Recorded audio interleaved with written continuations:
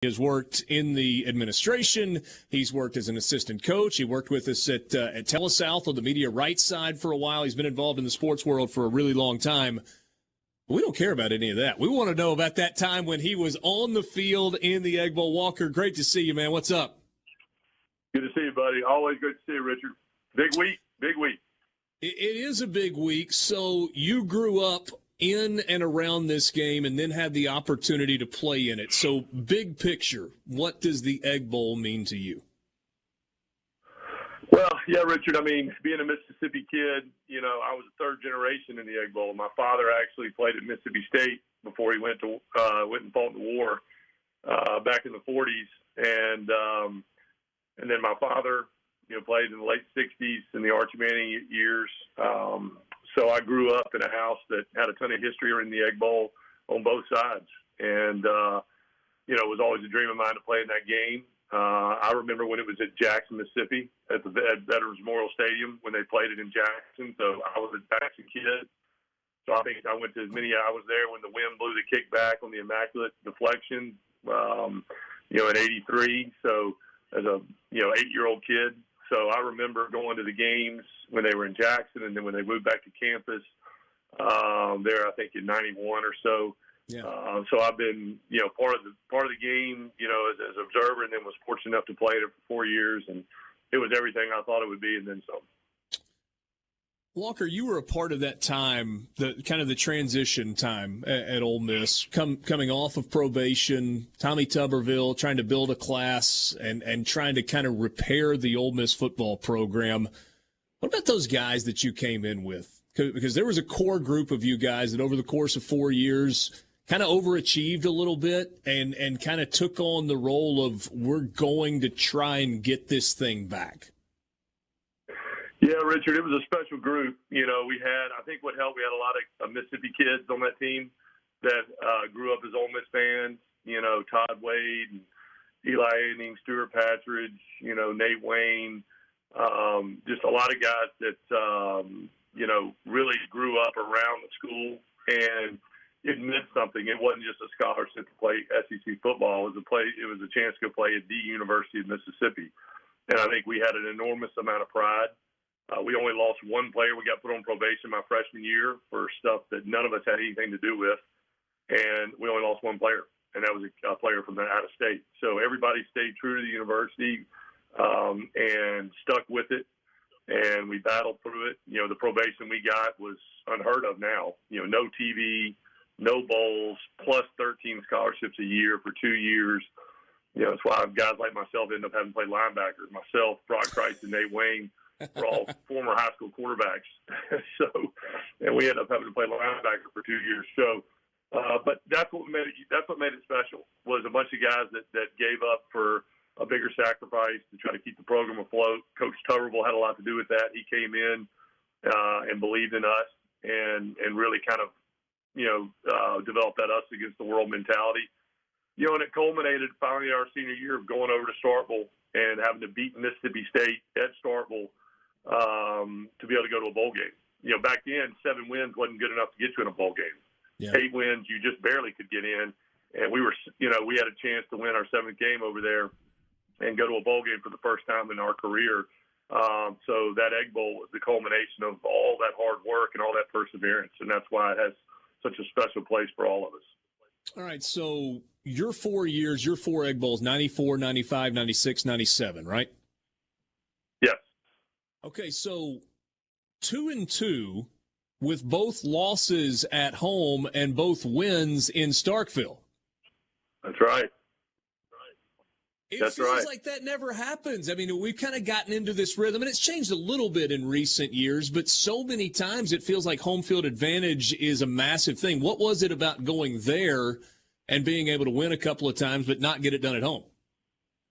Yeah, it was crazy. You know, we went, you know, my freshman year, they were really good. They had a great team, and they beat us, I think, 17-14, beat us right at the end in a close game. I don't remember the exact score, but it was a close game. 21-17. And then my sophomore year, we went over there, and, you know, that was when Dew Innocent ran wild on them. Dew had, I think, 240-something yards rushing. I had an interception, and we we held them, and in a low-scoring game. Then the next year they came to Oxford in an absolute monsoon. I mean, it rained. There was 2 or 3 inches of water on the field, and we actually pitched a shutout on defense. Didn't give up a point on defense and lost, I think, 16-0 or something like that. They had 2 defensive touchdowns in that game, so kind of a crazy game. And then we go over there the next year, with everything on the line. That night in '97, it was Kiefer McGee who had passed away. It was his senior night. That they were celebrating for him, unfortunately, with his untimely death. We were both trying to get to 7 wins to go to a bowl game. We had the big fight before the game, pregame warm-up. And it was just, there was so much. It was the most physical game I've ever played in. I mean, they had a running back, J.J. Johnson, who was an absolute animal. And I think we scored the first drive of the game, and they didn't score again until 20-some seconds left when we went for 2 to beat them. So it was a crazy day, but again, for it to go the way it did after all we had gone through, I'll never forget that day. Never forget it. All right, so the 2 things that stand out, you mentioned the fight before the game started. So what started the pregame fight in '97, and what was your role in it? Yeah, well, it was funny. Back then we stretched in groups. We didn't come out all together as a full team until the very end of warm-up. So linebackers, offensive line, defensive line, all of us, the big guys, were still in the locker room stretching when only people we had on the field were our specialty, our receivers, running backs, DBs, and quarterbacks and kickers. And their whole team ran on the field. I remember sitting in the locker room in that locker room above on the second floor there in the end zone and just hearing the crowd go wild.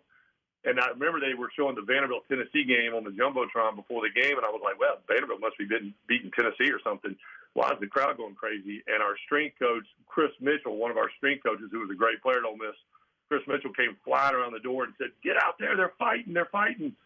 And so we literally just run out the door, and I remember turning the corner to go down those steps, and it looked like a scene from Braveheart. I mean, there were helmets flying and, guys running all over the place, and Deuce McAllister knocked out one of their recruits right in front of us. And so by the time I got out there trying to get my helmet on, I'd left my helmet, and one of the trainers grabbed my helmet and threw it to me off the second step as I was trying to go back and get it, put my helmet back on, and, the highway patrolman had kind of broken it up by then. Adam Bettis, one of our backup tight ends, got his ribs broken. It was crazy. So unfortunately, I didn't get to throw any punches. I got out there right after it happened, but it really set the tone. And we were outnumbered by about 4-1. They had all their whole team out there, and we had about 30 guys out there. So, but I think our guys held it. If you go back and look at the tape, our guys held their own for sure. All right, we got about a minute and a half left. Let's go to the end of the game. You guys have played pretty well defensively. You mentioned scored early, had the 7-0 lead. Mississippi State's up 14-7. You guys score the touchdown to make it 14-13. Matt Luke's told the story before that that the offense wanted to go for it. You're on the other side of the ball. Are you nervous at that point, or are you like, heck yeah, let's go for it and try and win this game? Let's go for it. We were worn out. We'd been trying to tackle J.J. Johnson all day. We were tired. We were beat up.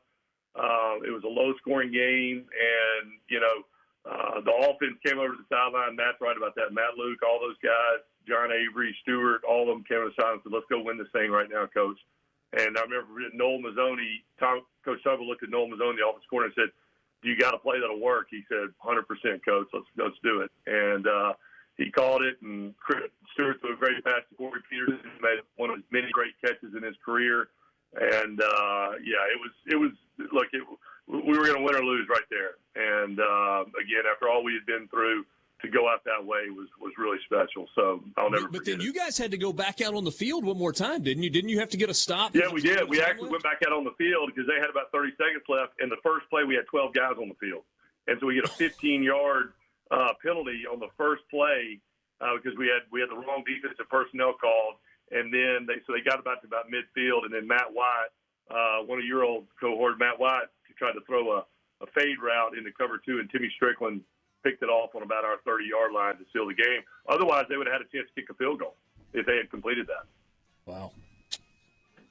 There have been a lot of crazy ones, and who knows, maybe we're in for another crazy one on Thursday night, Thanksgiving night. Walker, always appreciate your time. Great to see you.